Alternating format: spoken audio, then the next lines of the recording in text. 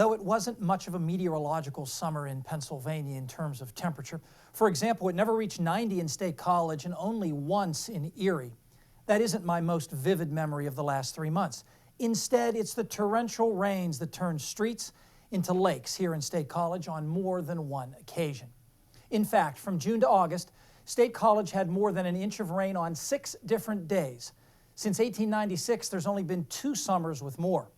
One afternoon in late June, almost an inch fell in 15 minutes. Of course, mid to late summer is prime time for serious flash flooding, but I can't remember a summer when I saw so much. Of course, with cell phones everywhere now, chances are that somebody will record it. But residents of Detroit couldn't remember their interstates under 12 feet of water, as happened on August 11th when 4.6 inches of rain fell, their second wettest day on record.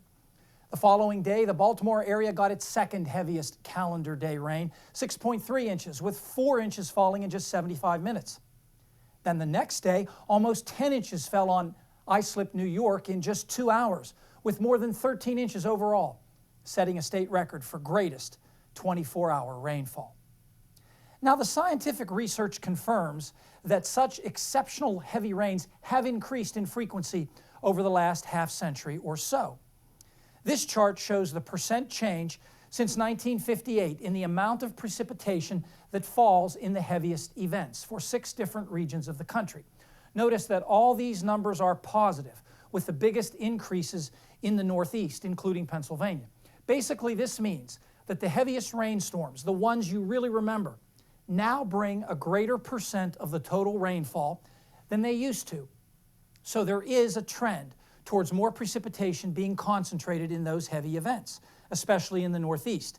And you would expect this to contribute to more flash flooding.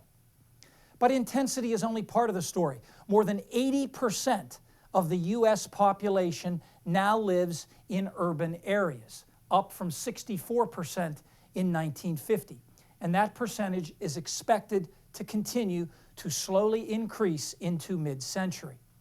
More urbanization means more roads, parking lots, rooftops, and other impervious surfaces. That is, surfaces that don't allow water to pass through.